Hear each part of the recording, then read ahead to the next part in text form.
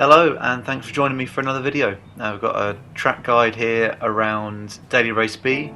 We're in the Group 4 cars around Interlagos, so a very familiar track to most people I'd imagine by now, but not as often in the Group 4 cars as we are in the Group 3s. So this opening lap here I was in the Gr4, which seems to be a very popular choice for the race car. Not as good on the qualifying as I'll find out. See, I'd already managed a 37.452, and as we're coming round here we'll see what we're able to do. But I do think if you can get used to the Atenza, which seems to be the best car if you just want to get a good qualifying lap in. It isn't as easy to do as well in the race. I feel for whatever reason in that car you need to be absolutely nailing everything. If you've got people interrupting your braking points, then the Gr4 seems to be more forgiving and picks up that a bit more easily. But so we're coming round here, Group 4 cars, so really want to emphasise getting on the power as early as you possibly can. So getting the car turned in, off the brakes, and you can afford to start feeding the power in so much earlier than you think you can. That's going to gain you a lot of time, especially around the more technical second sector of this track. So coming around here, do get on the brakes a bit early there, don't quite then make the most of this section, but still reasonably smooth lap. And if you're doing this sort of lap consistently in the race in the Gr4, you'll find that you'll do quite well. It just doesn't seem to quite have what it takes to get the best qualifying laps. Not with me at the wheel at least.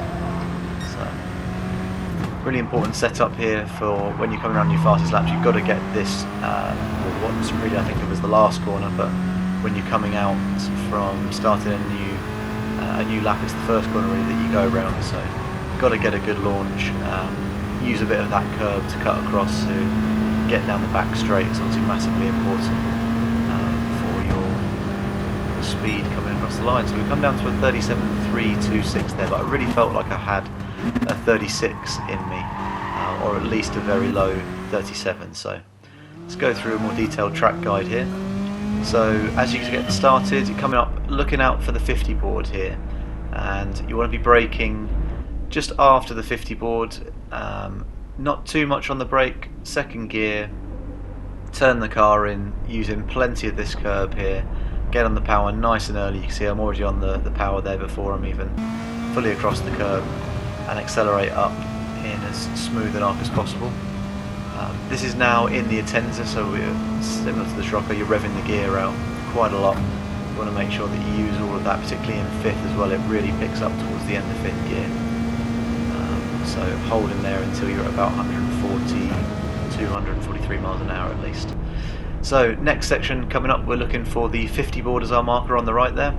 Start braking just before or on the 50, coming down gradually to second gear. As you get to second, easing off the brake to help the car turn in, get turned in and take plenty of this curb on the left. Then straight across to the right, cut loads of that curb. You just flat out through that section in the Group 4s, no lift, and then following round. Got the Ghost here in front of us as always to help with giving us something to aim for as well.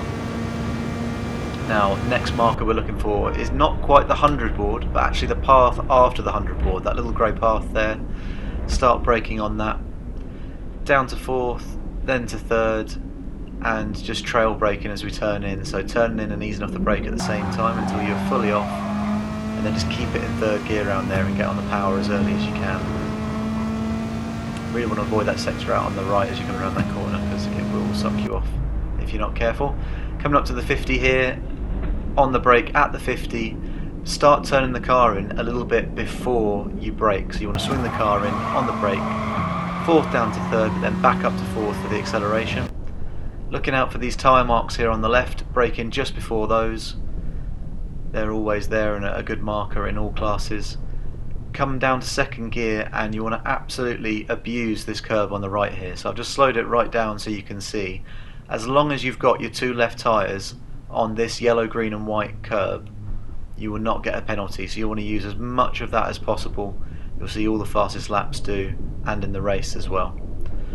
and then straight on the power, just lift and coast around this corner here, get on the power nice and early, staying in second, and accelerate out. Next braking point, the green Astro on the left there, as it comes to a point, braking on that, down to second, ease off the brake to let the car turn in. Again, we're going to use some of this curb here on the right and getting on the power super early. The power will really help you rotate the car around the last bit of that, so be super confident on that.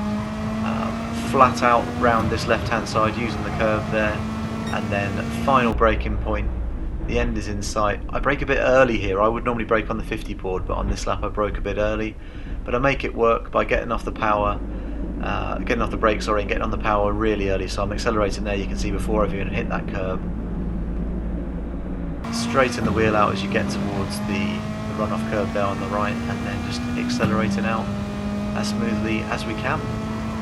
Hug the curb on the left here, but don't use too much, but you don't want to bounce the car up and down. And then you really want to stick to the left. You can have two wheels in this green runoff area on the left without getting a penalty. Hug the left board, and that was good enough for a 37.116. Not the most amazing lap, but at the time it got me within my goal of being 1 second within the top 10. I think I have since dropped just a tenth outside of that, but it's good enough for a good position in the races. So hopefully that helps you all with getting a better time. Good luck in your races this week, and we'll see you in the next one. Thanks very much.